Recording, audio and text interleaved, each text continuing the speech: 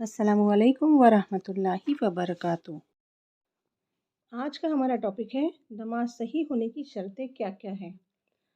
वज़ू का तरीका क्या है, उसकी सुन्नतें और वज़ू को तोड़ने वाली चीज़ें के बारे में हम आज जानेंगे इंशाअल्लाह।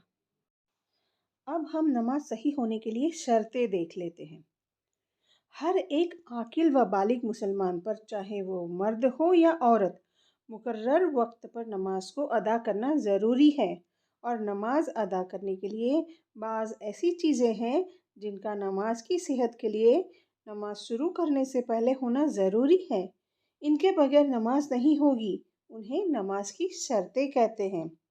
पहला है बावज़ू होना, दूसरा है जनाबत और फैज़ व निफास से पाक होना, मतलब कि बदन की पाकी के लिए गुस्ल और वज़ू का तरीका आप अगले चैप्टर में देखेंगे। तीसरा है जिस्म और कपड़े का निजासत से पाक होना।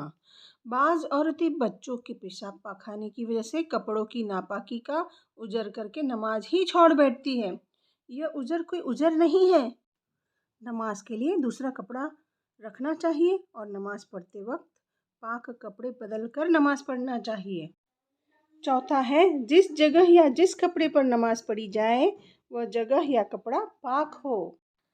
नमाज जब पढ़ी जाए तो हमारा मुंह किबले की तरफ हो। छठा है वक्त के अंदर नमाज पढ़ना, वरना नमाज कज़ा हो जाएगी। सातवां है सारा बदन कपड़े से छुपा हुआ हो, सिर्फ चेहरा पहुँचे तक हाथ और टखने तक पाँव खुले रखने की इजाज़त है। लेकिन एहतियात इसमें है कि चेहरे के सिवा हाथ पाँव भी नमाज की हालत में छुपा रहें। कपड़ा इतना बारीक ना हो कि अंदर से बदन का कोई हिस्सा या सिर के बालों का कोई हिस्सा झलकता हो। ऐसे कपड़े में नमाज नहीं होती है। अगर नमाज की हालत में चेहरे पहुँचे और टखने के सिवा किसी आज़ा का चौथाई हिस्सा इतनी देर तक खुला रह गया जितनी देर में 3 बार सुबहान अल्लाह कहा जा सकता है, तो नमाज टूट जाएगी। फिर से नमाज शुरू करनी होगी। हाँ, इतनी देर तक खुला नहीं रहा बल्कि खुलते ही फ़ौरन छुपा लिया तो नमाज हो जाएगी। मसलन पिंडली, बाह, कलाई, सर के बाल, कान या गर्दन किसी आज़ा का चौथाई हिस्सा इतनी देर तक खुला रह जाए तो नमाज नहीं होगी। नमाज की नीयत करना, अगर इनमें से कोई बात न पाई गई तो नमाज सही न होगी। नमाज सही होने के लिए नमाजी आदमी को हकीकी निजासत से पाक होना ज़रूरी है। सुन्नत के मुताबिक वज़ू का तरीका। वज़ू करते वक्त बिस्मिल्लाह कहे, पहले 3 मरतबा दोनों हाथ पहुँचे तक धोए। मिसवाक वगैरह से दांत साफ़ कीजिए। मिसवाक ना हो तो दाएं हाथ की उंगली से दांत मले।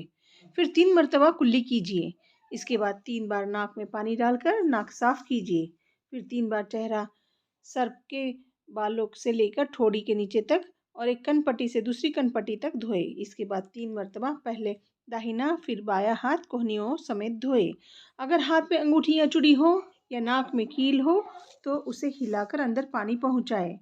फिर एक बार पूरे सिर का मसाह कीजिए, यानी भीगा हाथ पूरे सिर पर पेशानी के बालों से गर्दन के बालों तक फेरिए और हाथ से पीछे से आगे तक लौटा लीजिए और कानों और गर्दन पर मसाह कर लीजिए।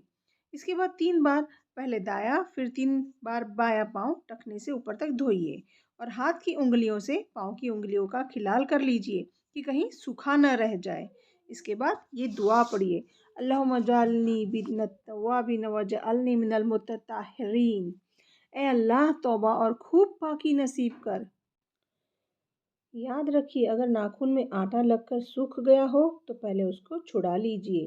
अगर नाखून पर नेल पॉलिश या अलता या ऐसा कुछ लगा हुआ हो तो उसको भी साफ़ कर लीजिए, क्योंकि इसके नीचे पानी नहीं पहुँचेगा तो न वज़ू होगा न नमाज होगी।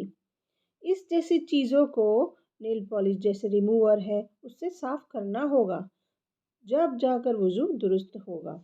अगर बदन पाक करने के लिए नहाने की ज़रूरत हो तो पहले गुस्ल कर लेना चाहिए। वज़ू के फ़र्ज़ देखते हैं। वज़ू में 4 चीज़ें फ़र्ज़ हैं। पूरा चेहरा धोना, कोहनियों से ऊपर तक दोनों हाथ धोना, सर के चौथाई हिस्से का मसा करना, टखनों से ऊपर तक दोनों पाँव धोना।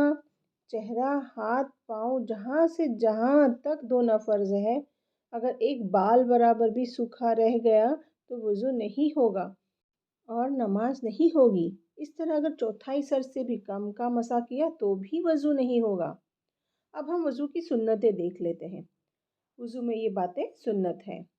پہلا ہے وضو کی نیت کرنا، دوسرا ہے ہاتھ دھونے سے پہلے بسم اللہ پڑھنا اور الحمدللہ کہنا، تیسرا ہے 3 بار کلی کرنا اور مسواک کرنا، چوتھا ہے 3 دفعہ ناک میں پانی ڈالنا، پانچواں ہے بائیں ہاتھ کی انگلی سے ناک صاف کرنا، چھٹا ہے پاؤں کی انگلیوں میں کھلال کرنا، ساتواں ہے ہر ایک اعضائے بدن کو جس کا دھونا وضو میں ضروری ہے اسے 3 بار دھونا، آٹھواں ہے ایک بار پورے سر کا مسح کرنا، نواں ہے دونوں کانوں کا مسح کرنا، 10واں ہے ترتیب سے وضو کرنا، 11واں ہے سورت کے ساتھ وضو کرنا تاکہ پہلے دھوئے ہوئے اعضاء خشک نہ ہو جائے، مطلب 1-2 سٹیپ کے بعد اتنا ٹائم نہ ہو کہ پہلے جہاں پانی لگا تھا وہ سوکھ جائے۔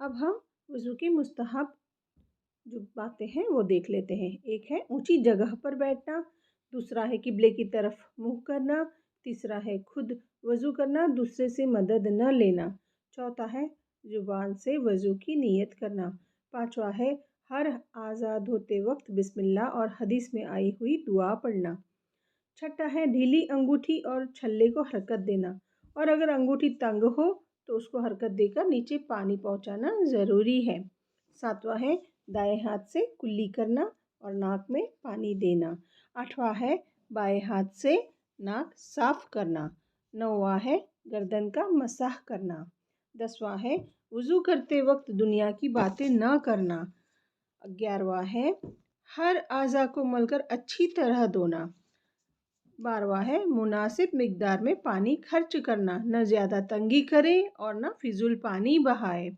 13واں ہے نماز کا وقت آنے سے پہلے وضو سے فارغ ہو جانا، 14واں ہے وضو سے بچا ہوا پانی کھڑے ہو کر پینا، 15واں ہے وضو کے بعد 2 رکعت نفل شکرانے کی پڑھنا، ان 2 رکعت کو تحیۃ الوضو کہتے ہیں۔ اب ہم وضو کو توڑنے والی چیزیں کے بارے میں دیکھ لیتے ہیں۔ ایک ہے پاخانہ یا پیشاب کرنا یا ان دونوں راستوں سے کسی اور چیز کا نکلنا، دوسرا ہے ہوا کا پیچھے سے نکلنا یعنی ریاح خارج ہونا، تیسرا ہے بدن کے کسی مقام سے خون یا پیپ نکلنا، چوتھا ہے منہ بھر کے قے کرنا یعنی کہ الٹی کرنا، پانچواں ہے منہ سے خون نکلنا، چھٹا ہے لیٹ کر یا سہارا لے کر سونا، ساتواں ہے بیماری یا کسی اور وجہ سے بے ہوش ہو جانا، آٹھواں ہے دیوانہ ہونا، نواں ہے نماز میں اس طرح کہا لگانا جس کو پاس والا شخص سن لے، ان سب صورتوں میں وضو ٹوٹ جاتا ہے۔ تو آج ہم نے نماز صحیح ہونے کی شرطیں، سنت کے مطابق وضو کا طریقہ اور وضو توڑنے والی چیزوں کے بارے میں ہم نے جانا۔ اللہ تعالیٰ مجھے اور آپ سب لوگوں کو ان چیزوں پر عمل کرنے کی توفیق دے، آمین۔ السلام علیکم ورحمۃ اللہ وبرکاتہ۔